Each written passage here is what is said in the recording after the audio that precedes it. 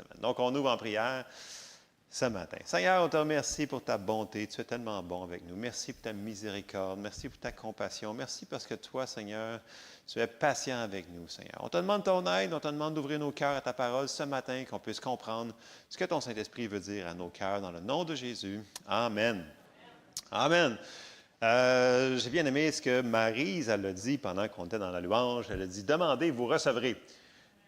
Et là, vous allez me dire « Oui, on le sait. Super, excellent. » Ne laissez pas, parce qu'en passant, on est sur un livre dans le groupe B sur l'art A-R-T, l'art de la prière.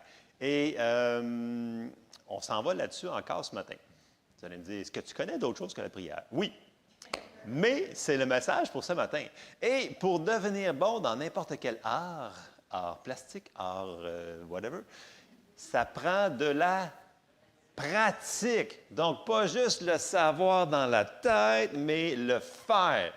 Et c'est la même chose qu'on a parlé sur la prière. Tant qu'on ne l'a pas fait, et le faire régulièrement, comme la parole nous dit, selon les instructions qu'on va voir, qu'on a déjà vu certains points, mais là, j'ai un autre point spécial à frapper ce matin sur la prière. Tant qu'on ne le met pas en pratique régulièrement, on ne sera jamais bon dans l'art de prier.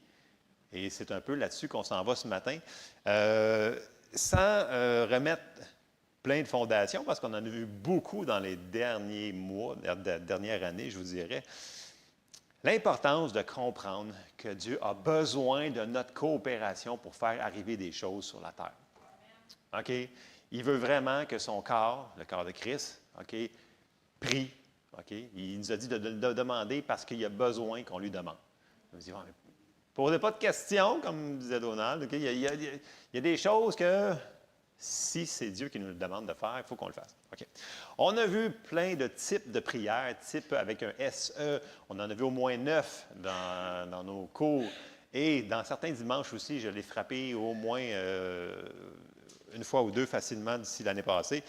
On a vu aussi prier avec autorité. Il va falloir qu'on utilise ce que Dieu nous a donné. C'est super important parce que sinon, il y a des choses encore là qu'on va laisser faire qui ne devraient pas être faites et vice-versa. OK? Ça, on n'ira pas sur ça. On a vu aussi que dans peu importe ce qu'on va prier, on a toujours besoin de l'aide du Saint-Esprit. OK? Donc, on se sert de la parole, on trouve les versets, mais on demande, Seigneur, quel verset exactement? Comment tu veux que je prie dans cette situation-là? Parce que lui, il sait tout et il vit en nous. Donc, ne négligeons pas cette aide-là, ce conforteur, le comforter, le paraclite, consolateur. Merci beaucoup pour votre français. On a vu, il y a 2 semaines, les actions de grâce, qu'il fallait rajouter les actions de grâce à nos prières pour arroser le tout jusqu'à l'accomplissement de la manifestation de ce qu'on a prié. C'est super important. Et là, ce que je m'en vais ce matin, c'est qu'il y a certains moments qu'il va falloir qu'on arrête de jouer, il va falloir qu'on prie avec ferveur et persévérance. Puis pas juste la journée qu'on décide de le faire, mais prier avec ferveur et persévérance jusqu'à ce que ça se rende, puis on dit c'est manifesté. Pas juste, OK, je pars en feu, ouais! Puis lundi matin, c'est là-dessus que je m'en vais ce matin. Mais je vais faire une certaine fondation avant que je puisse me rendre à ces versets-là. Ça nous dit dans la Bible que nos prières ont une grande efficacité. OK? Donc, ils ont une grande efficacité, mais il va falloir qu'on se rende jusqu'à l'accomplissement.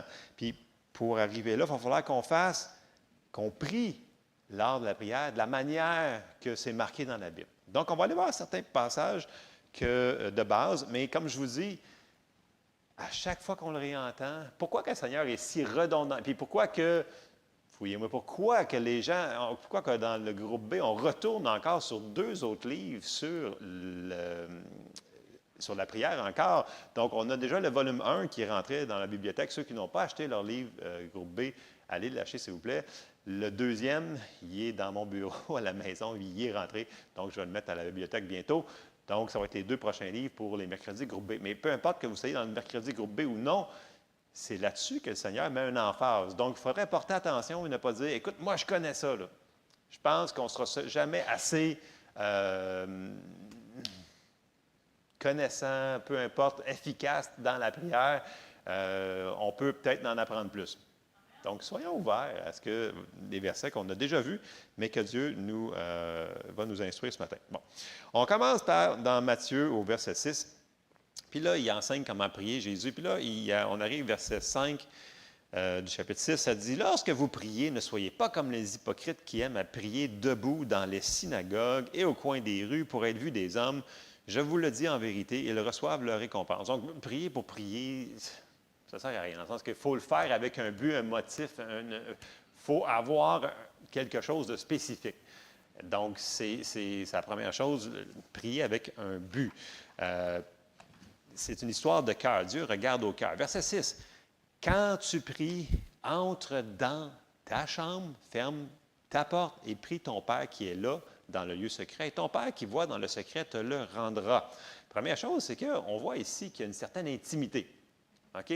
Donc, tu sais, on se rencontre les mardis matins pour prier ensemble et c'est merveilleux. On a vu les caractéristiques et la puissance de la prière corporative en unité. C'est la puissance que ça dégage, c'est énorme. Mais il y a un autre type de prière qui est notre vie quotidienne à chaque jour, qui est juste un à un, nous autres avec Dieu. Développer cette relation d'intimité-là. Conjoint, conjointe, vous pouvez vous séparer aussi. Des fois, c'est juste nous autres puis le Seigneur. C'est notre temps qui est réservé pour lui parler et pour écouter. Parce qu'il parle. Et attendez-vous de percevoir des choses, de l'écouter, vous répondre à des questions que vous y avez posées là, un mois, un an. Puis là, c'est comme, ah oui, c'est ça. Oui, c'est la réponse. Des fois, il faut qu'on grandisse avant de pouvoir percevoir la réponse. Verset 6. Verset 7. « En priant, ne multipliez pas de vaines paroles comme les païens qui s'imaginent qu'à force de paroles, ils seront exaucés. » Bon, ici, ça ne veut pas dire qu'il ne parle pas nécessairement de la prière de la foi en tant que telle, qu'on demande une fois, non, c'est pas ça qu'il veut dire. Il veut dire que ne radotons pas. Le mot ici, c'est rabâcher, donc ça veut dire c'est s'il te plaît, s'il te plaît, s'il te plaît, s'il te plaît, s'il te plaît. C'est comme un petit enfant qui vient vous voir et qui dit « Comment, je peux-tu avoir des bonbons? Je peux-tu? Puis après 100 fois, tu lui dis « Écoute, c'est non, puis c'est non encore. » Ou c'est oui, si jamais vous lâchez, là, mais bon, ça dépend comment vous êtes dur à l'usure. Il nous donne cet exemple-là dans le sens que c'est correct de redemander, mais de ne pas radoter. Et il y a une grande différence. Okay? Fait que le lendemain, c'est correct de reprier encore pour certaines choses, certaines situations. Mais il dit arrêtez de prier comme des petits enfants qui vont radoter. Ou dans le français, rabâcher, rabâcler, dépendamment de vos traductions. J'espère que si vous avez rabâché dans votre Bible, là, OK, c'est dur à comprendre. Mais c'est ça, c'est radoter. Donc, c'est de dire le même mot, genre 100 fois. Ça, c'est radoter. Dieu n'aime pas ça. Vous, aimez-vous ça quand on vous radote? Moi, j'aime pas ça. OK, j'ai compris, là. On peut passer à d'autres choses? Donc, c'est un petit peu ça qu'il dit ici. Ne multipliez pas de vaines paroles. Ce n'est pas les paroles le problème, c'est de vaines paroles. OK. Verset 8.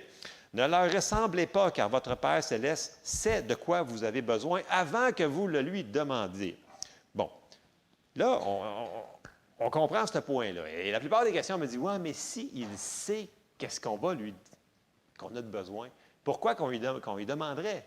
Bien, parce qu'il nous demande de le faire.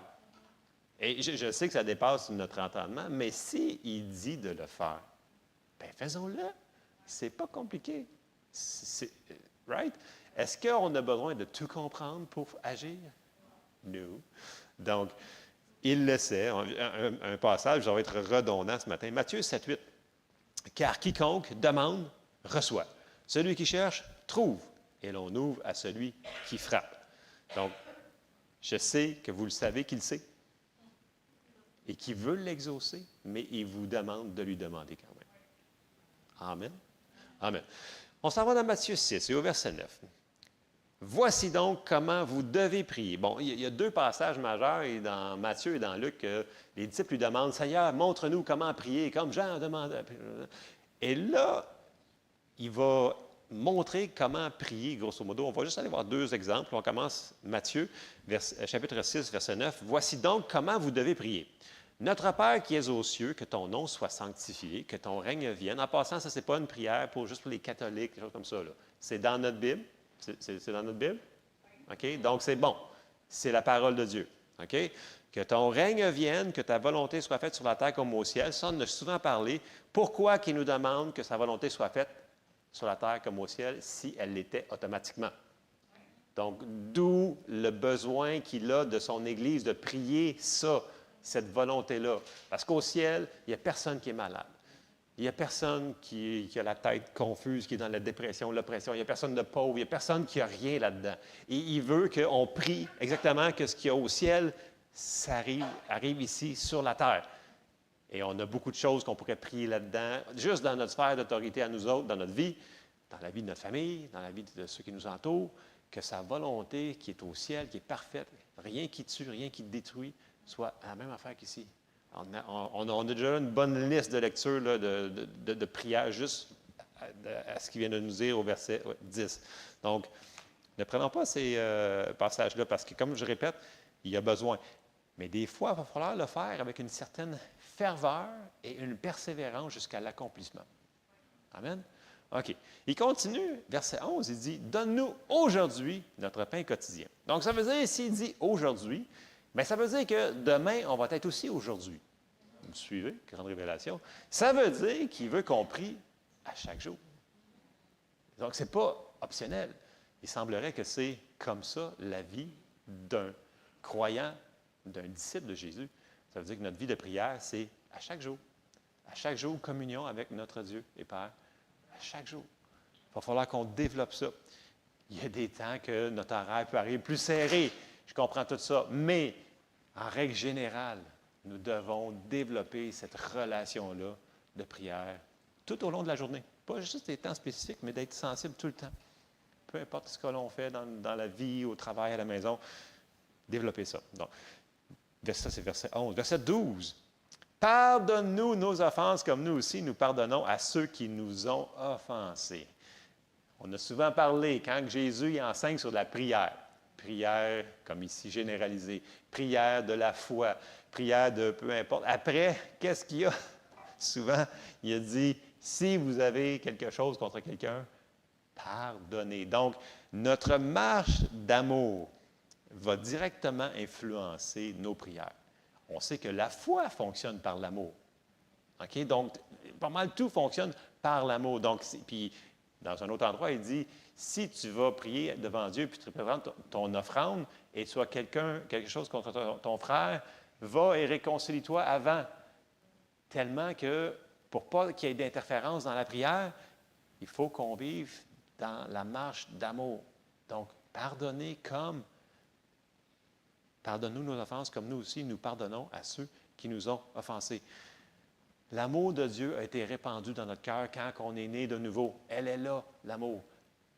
Laissons-la sortir. Marchons dans les fruits de l'Esprit qui sont là.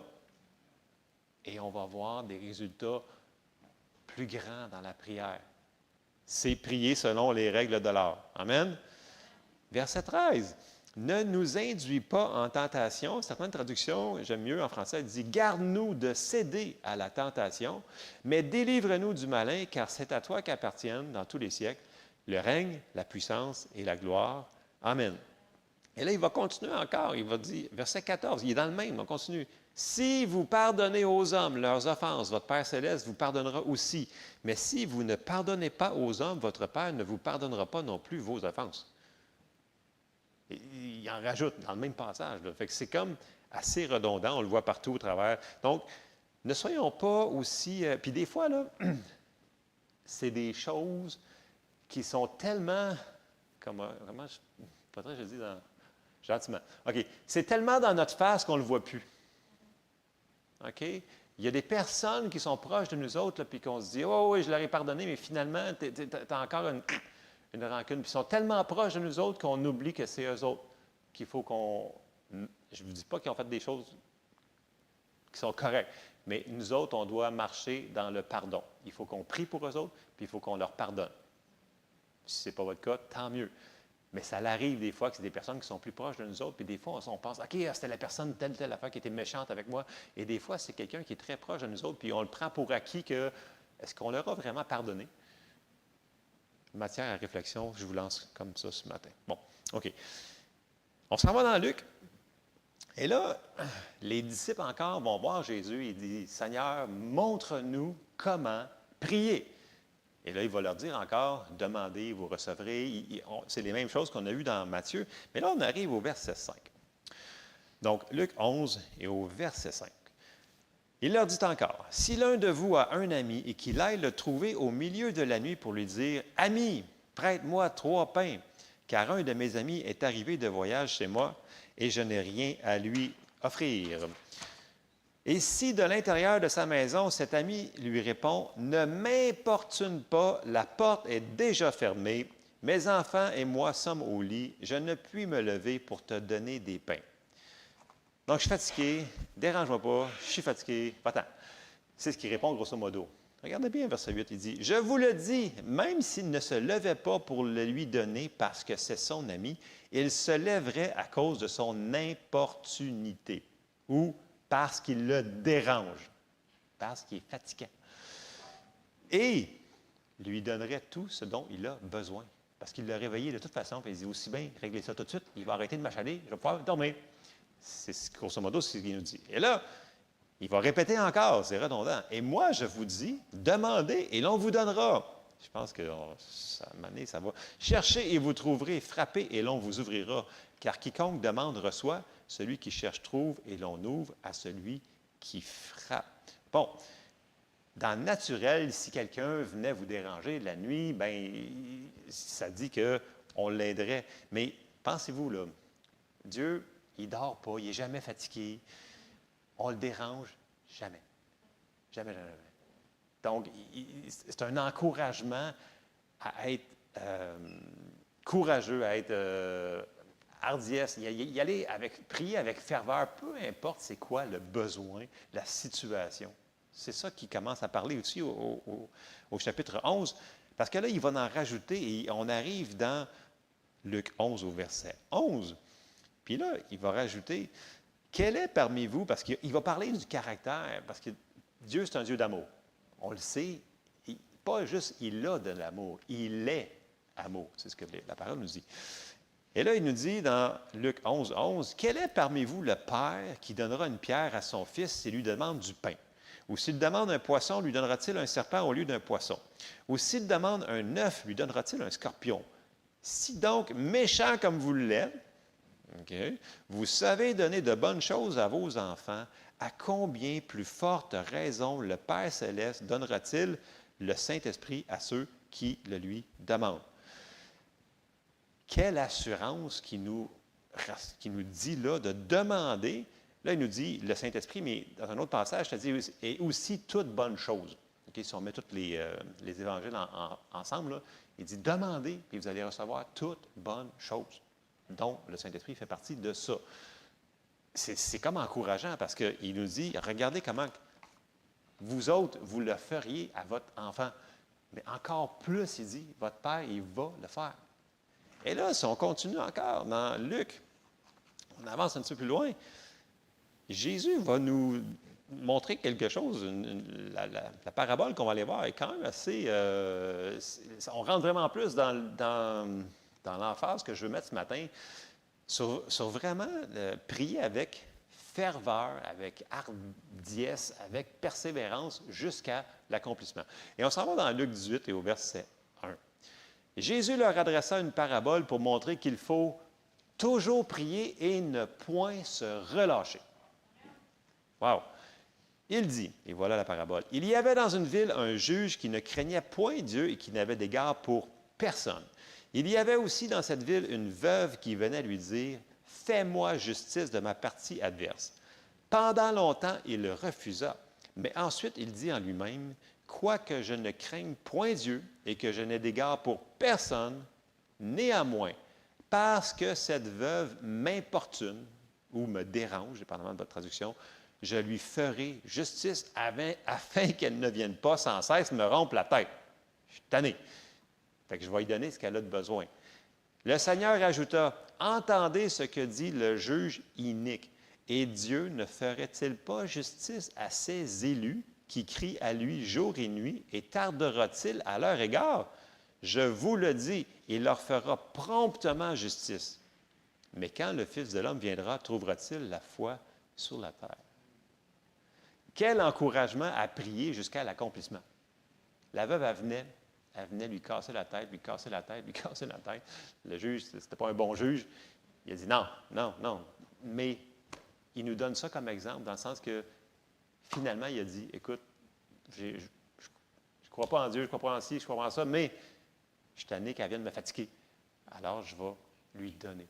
Il me donne ça comme exemple, comme pour montrer qu'il faut toujours prier et ne point se relâcher. C'est notre exemple pour nous autres. Amen. On va aller un petit peu plus loin encore. On s'en va dans Jacques. Et là, on va voir différents types, différentes situations qu'il va falloir que l'on décide, nous autres, de prier. Et c'est aucun passage que vous ne connaissez pas, mais je veux vraiment mettre l'emphase sur prier avec ferveur. Jacques 5 et au verset 13, on va commencer là pour me rendre au passage que j'ai besoin de frapper ce matin. Quelqu'un parmi vous est-il dans la souffrance? Qu'il prie. Quelqu'un est-il dans la joie? Qu'il chante des cantiques, des actions de grâce. Quelqu'un parmi vous est-il malade? Qu'il appelle les anciens de l'Église et que les anciens prient pour lui en loignant d'huile au nom du Seigneur. Verset 15. La prière de la foi sauvera le malade et le Seigneur le relèvera. Et s'il a commis des péchés, il lui sera pardonné. Confessez donc vos péchés les uns aux autres et priez les uns pour les autres, afin que vous soyez guéris. La prière fervente du juste a une grande efficacité. Et là, passage qui est vraiment, verset 17. Élie était un homme de la même nature que nous. Il pria avec instance pour qu'il ne plût point, et il ne tomba point de pluie sur la terre pendant 3 ans et 6 mois. Puis il pria de nouveau, et le ciel donna de la pluie, et la terre produisit son fruit. Et là, Jacques nous donne ça comme exemple, nous autres. Il nous compare à Élie, qui n'avait aucun avantage sur nous autres. Ah, vous allez me dire, oui, c'est un prophète. Oui, mais il y avait le Saint-Esprit sur lui et non en lui, comme nous autres on a. Et il y a une différence. Parce que, je vais vous la lire dans la Bible du Sommeur, c'est important de voir ici. Dans Jacques 5, verset 16, dans la Bible du Sommeur, ça nous dit « Confessez vos péchés les uns aux autres et priez les uns pour les autres afin que vous soyez guéris. Quand un juste prie, sa prière a une grande efficacité. Élie était un homme tout à fait semblable à nous. Tout à fait semblable. Il nous le donne comme exemple. Jacques nous donne ça comme exemple, tout à fait semblable à nous. Il pria avec insistance pour qu'il ne pleuve pas, et pendant 3 ans et demi, il ne tomba pas de pluie sur le sol. Puis il pria de nouveau, et le ciel redonna la pluie, et la terre produisit ses récoltes. Il pria avec insistance. Dans la Louis II, c'est instance. Instance, insistance, ferveur. Jusqu'à ce que... Donc, on sait que Élie, qui nous est comparé à nous autres, que nos prières ont une grande efficacité, il a prié avec instance ou insistance pour qu'il ne pleuve point. Puis ensuite de ça, quand le 3 ans et demi est arrivé, il a prié avec insistance pour qu'il pleuve. Et c'est notre exemple. Et on va aller le voir rapidement dans notre Ancien Testament. Et on le voit dans 1 Roi et au verset 17. Donc, souvenez-vous, on ne voit pas la partie qui dit qu'il ne pleuvra pas avec insistance. C'est sous-entendu dans le texte. On va voir la partie quand il a dit qu'il fallait qu'il commence à mouiller. OK? Ça fait que là, mais il a prié avec instance ou ferveur dans les deux situations. C'est ce qu'on s'en va voir là. Premier exemple, vraiment vers la faveur. 1 Roi 17, verset 1.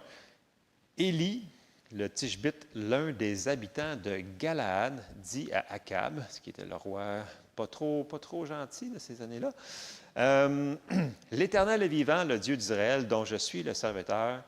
Il n'y aura ces années-ci ni rosée, ni pluie, sinon à ma parole. » Et là, sans aller plus loin, on sait que c'est exactement ce qui est arrivé. Et c'est un homme de la même instance, tout à fait semblable à nous, de la même nature que nous. On serait-tu prêt à prier pour qu'il y ait de la pluie si on en a besoin? On serait-tu prêt à prier pour qu'il arrête de pluie quand il y en a trop? Est-ce qu'on est prêt à faire ce qu'ils ont fait là, ces gens-là? Ils nous sont donnés comme exemple. Ils disent, là, tu vas trop loin, là, prier pour la température. Il y a plein de gens qui le font et ça fonctionne. Pour de vrai. Si on réaliserait l'autorité qu'on a en Christ, qui nous a été donnée, je pense qu'on demanderait plus souvent. Parce qu'on aurait plus de résultats. C'est ce que Dieu nous encourage à faire ce matin, prier avec ferveur et hardiesse. On va aller voir un autre exemple. Et j'ai quasiment terminé. C'est vraiment... on va voir. On rentre dans notre texte encore. Là, on va passer toutes les choses qui s'est passées avec Akab et on va arriver à l'endroit où est-ce que Élie va dire, OK, là, c'est le temps que je prie pour la pluie qui revienne. Ça faisait 3 ans et demi. On passe les passages, mais là, il y avait une grande sécheresse. C'était sec. OK? Tu n'allumais pas un feu parce que de toute façon, il n'y avait pas grand bois. C'était pas beau à voir. Et là, Dieu s'est souvenu de son peuple et on arrive à 1 Roi 18 et au verset 41. Et Élie dit à Akab, parce que là, il s'était réuni, puis là, il dit, va voir, c'est avec son serviteur, il dit, monte, mange et bois, car il se fait un bruit qui annonce la pluie. OK? Ils n'ont pas vu un nuage depuis 3 ans et demi. Là. C'est un soleil de fer. Verset 42. Akab monta pour manger et pour boire. Mais Élie monta au sommet du Carmel et se penchant contre terre, il mit son visage entre ses genoux. Et là, on va voir que ce n'est pas une position, c'est comme Seigneur, si tu veux. C'est comme, puis après ça, je m'en vais au Burger King. Non. Il prend le temps de se concentrer et de prier avec ferveur. Okay? Il mit son visage entre ses genoux et dit à son serviteur, monte, regarde du côté de la mer. Le serviteur monta et il regarda et dit, il n'y a rien. Il dit 7 fois, retourne. Ça veut dire qu'à chaque fois qu'il revenait, il dit, non, il n'y a rien, il n'y a pas un nuage, tu le sais, ça fait 3 ans et demi, nanana, peu importe ce qu'il disait. Lui, il continue à prier, il continue à prier, retourne. 7 fois, le serviteur, il devait-tu être tanné? Il dit, écoute, là, le prophète, là, ça fait 3 ans et demi. Là, peu importe ce qu'on pense, on peut-tu quand même obéir? Et c'est ce que le serviteur a fait. À la 7e fois, il dit, voici un petit nuage qui s'élève de la mer et qui est comme la paume de la main d'un homme. Il dit, monte et dit à Akab, attelle et descends, afin que la pluie ne t'arrête pas. En peu d'instants, le ciel s'obscurcit par les nuages, le vent s'établit, il y eut une forte pluie. Akab monta sur son char et partit pour Jizreel. Et la main de l'Éternel fut sur Élie qui se saignit les reins et courut devant Akab jusqu'à l'entrée de Jizreel. Jizreel, oui, c'est ça. Jizreel. Bon. Élie a prié jusqu'à l'accomplissement. Il s'est arrêté 7 fois, 2 fois, 14 fois. Il n'aurait pas arrêté de prier tant qu'il n'aurait pas eu l'accomplissement de ce qu'il avait demandé. C'est ça l'exemple qu'il nous donne dans Jacques. Priez jusqu'à l'accomplissement de ce que vous avez demandé. Et ça va prendre une décision, une ferveur de dire, moi, là, je prie pour avoir des résultats. Et je m'attends qu'il y en ait, fait que je ne lâcherai pas tant que je n'en verrai pas. C'est ça, prier avec ferveur et instance ou insistance. Ça veut dire qu'on n'accepte pas non comme réponse. Ça, c'est Élie. Puis là, on voit aussi l'onction qui tombe sur Élie, qui court en avant des chevaux, des chevals. Quand même, fait que l'onction de Dieu. Bon, on va aller voir un autre exemple qu'on voit moins, qu'on parle moins de ce qui est arrivé. Et on s'en va dans 2 Rois. C'est pour ça que je vous mentionne souvent les mercredis soirs l'importance de connaître notre Ancien Testament parce que c'est notre Nouveau Testament en images. On le répète souvent les mercredis. C'est important de connaître ce qui s'est passé là. Ça nous aide, nous autres, à comprendre notre Nouveau Testament, ce que nous devons faire, ce que Jésus a accompli pour nous. C'est une image, c'est un type c'est ça, pour nous. Donc, c'est important de connaître ce qui s'est passé. On s'en va dans 2 Rois et au chapitre 20. Et là, mettre en contexte, Ézéchias était le roi qui a fait des bonnes choses, Ézéchias. Il a enlevé plein de faux dieux, de choses comme ça. Et là, on voit qu'à la fin de sa vie, il se passe quelque chose de spécial. Et on arrive au 2 Rois 20, au verset 1. En ce temps-là, Ézéchias fut malade à la mort.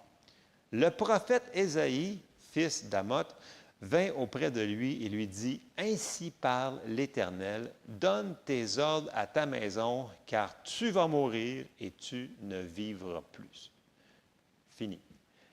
Et là, souvenez-vous que c'était Ésaïe, là, c'était comme the prophète du temps, là, c'était le prophète de cette temps-là. Puis ce que Ésaïe disait, ça l'arrivait, c'était comme, c'est sûr, c'est fait, c'est comme ça.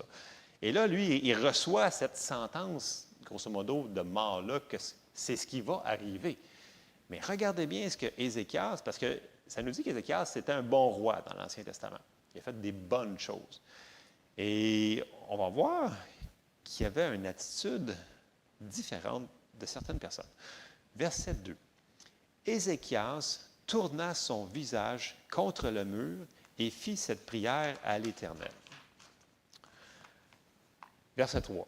Ô Éternel, souviens-toi que j'ai marché devant ta face avec fidélité et intégrité de cœur et que j'ai fait ce qui est bien à tes yeux. Et Ézéchias répandit d'abondantes larmes. Là, je veux qu'on arrête ici. Là, le prophète, il vient de te parler, il est encore dans la pièce, là, puis il s'en va. Là. Puis là, lui, il dit, je me tourne, il se tourna vers le mur. Peu importe le nombre de serviteurs qu'il y avait dans la pièce, là, il s'est tourné vers le mur. Quand on se tourne vers le mur, là, il n'y a plus rien à voir. La seule affaire qu'on va voir, ça va être Dieu. C'est la seule chose qu'on va voir. Donc, ce n'est pas une prière, Seigneur, si tu veux, tant pis, puis tant mieux, bof, c'est pas grave. Non. Il a tourné sa face vers le mur, il a dit, Seigneur. Et là, il a plaidé sa cause. Il a dit, souviens-toi, jusqu'à prier jusqu'à ce que d'abondantes larmes coulent. Donc, ce n'était pas une prière nonchalante.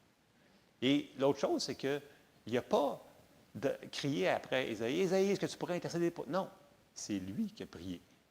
OK? Parce qu'Ésaïe, il aurait pu demander à Ésaïe, c'était lui le roi, il aurait pu demander, peux-tu intercéder pour moi? Non, il a laissé faire tous les hommes qui étaient autour de lui. Il a dit, moi, je tourne ma face vers Dieu et je vais prier à mon Dieu, qu'il connaissait parce qu'il a fait plein de choses, des exploits à Ézéchias. Il a fait plein de bonnes choses. Donc, on voit ici qu'il a prié, il a plaidé sa cause. Et là, on arrive au verset 4. Puis là, j'ai entendu des gens qui disent, ouais, mais vois-tu, regarde, Dieu s'est contredit. Non, Dieu ne s'est pas contredit. Il a dit qu'avant la prière, voici ce qui va arriver. OK? Mais ça, c'est avant la prière, selon les circonstances présentes. Mais si tu changes la situation en priant, verset 4. Ésaïe, qui était sorti, n'était pas encore dans la cour du milieu, lorsque la parole de l'Éternel lui fut adressée en ces termes. Retourne et dis à Ézéchias, chef de mon peuple, ainsi parle l'Éternel, le Dieu de David, ton père. J'ai entendu ta prière, j'ai vu tes larmes. Voici, je te guérirai. Le 3e jour, tu monteras à la maison de l'Éternel. J'ajouterai à tes jours 15 années. Je te délivrerai, toi et cette ville, de la main du roi d'Assyrie. Je protégerai cette ville à cause de moi et à cause de David, mon serviteur. On parle d'alliance ici. Ésaïe dit, prenez une masse de figues. On la prit et on l'appliqua sur le cerf, et Ézéchias guérit. Moi, c'est le verset 5. J'ai entendu ta prière, j'ai vu tes larmes. Et ça nous montre la compassion de Dieu. Dieu, là, il voulait qu'ils vivent plus longtemps. Ils voulaient que ça continue. Mais ça prenait quelqu'un qui intercède, qui prie. C'est soit lui ou quelqu'un d'autre, mais il n'y a personne d'autre qui a intercédé pour lui. C'est lui. Et Dieu, il a entendu et il a vu ses larmes. Et ça devrait nous toucher à nous dire, écoute, s'il l'a vu lui pleurer, il va nous voir nous autres quand on prie aussi.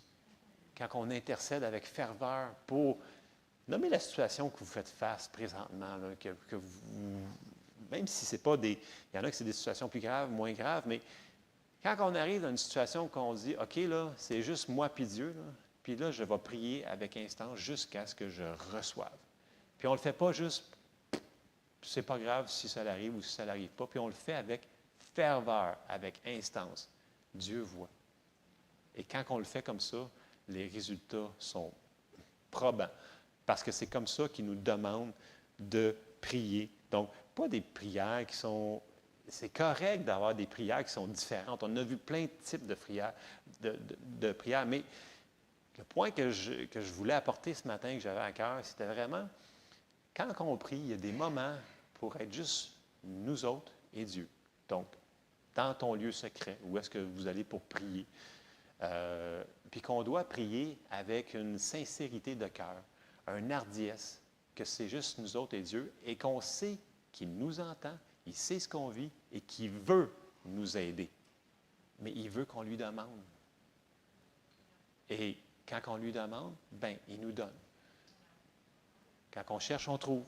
On l'a vu à plusieurs reprises, là. Je pense qu'on a la fondation sur ça. Donc, je vous encourage, si vous faites face à des situations, vous écoutez, c'est une situation, c'est la vie ou la mort, ou c'est peu importe. Lui, c'était la vie ou la mort. Et il nous est donné comme exemple, comme Élie, qui avait une prière avec une grande efficacité. Même chose pour Ézéchias. Ce n'était pas un prophète. Il n'y avait même pas le Saint-Esprit à l'intérieur de lui. Il ne pouvait même pas prier en langue, il ne pouvait même pas. Mais Dieu a entendu sa prière quand même. Donc, ça devrait nous encourager, nous autres, à prier avec ferveur jusqu'à l'accomplissement. Et pas de se contenter de dire non, c'est pas grave. Non. Dieu veut qu'on soit fervent, intense. Il veut qu'on soit joyeux aussi, mais il y a des temps pour être intense avec lui, puis que lui dire ce qu'on désire dans notre cœur. Amen? Amen. Donc, on se lève ensemble. C'est le message que j'avais pour ce matin. De ne pas lâcher quand on n'a pas une manifestation instantanée de la chose qui est venue dans notre vie, qu'on veut qu'il se tasse ou qui n'est pas encore là, qu'on veut qu'il arrive. On a souvent, tu sais, regardez les enfants la manière qu'ils grandissent. Là. Au début, vous leur donnez une tâche, puis 30 secondes après, c'est terminé. Parce qu'ils n'ont pas de persévérance. Puis là, ils grandissent, puis là, ça dure un petit peu plus longtemps. Vous avez fait le balai, bien, au lieu de faire le petit spot que vous l'avez montré, bien, ils ont fait peut-être la salle à dîner. Puis là, quand ils grandissent encore, bien, ils ont fait peut-être la cuisine avec. C'est un petit peu la même chose quand on grandit spirituellement. Au début, on voit vraiment comme dans un entonnoir. Puis après ça, on voit un petit peu plus large. Puis après ça, on voit vraiment le big picture. Et c'est ça que Dieu il veut, comme j'ai rappelé l'autre fois, Dieu veut que l'on grandisse. Pourquoi? Parce qu'il veut que l'on reçoive ce qu'il a payé pour nous. OK? Et c'est en sachant ce qui nous appartient et en sachant comment lui demander qu'on va le recevoir par la foi, ce qui a été payé par la grâce. Amen? Amen. Donc, c'était le message pour ce matin. Je vous encourage, développez votre vie de prière. Développez cet art de prier avec instance, persévérance, avec tous les types de prières que vous connaissez déjà, avec les versets que vous connaissez déjà, et regardez Dieu agir. Mais priez jusqu'à ce que vous le voyez s'accomplir. Amen. Amen. On termine là-dessus. Seigneur, on te remercie parce que tu es tellement bon avec nous. Tu es un Dieu de miséricorde et de compassion. Merci, Seigneur, parce que tu entends les prières de tes enfants ici, Seigneur. Merci, Seigneur, pour tous les résultats aux prières, Seigneur, que tu nous as déjà accordés. Aide-nous, Seigneur, à ne pas se relâcher et à mettre notre foi et notre persévérance et la patience, Seigneur, sur tout ce que tu veux que l'on que l'on ait, Seigneur, qu'on t'a demandé, peu importe, désir, Seigneur, besoin. On te remercie, Seigneur, parce que tu es avec nous pour nous aider en toutes choses. Et on te rend grâce, Seigneur, pour les résultats qu'on va voir dans le nom de Jésus. Amen. Amen. Soyez bénis.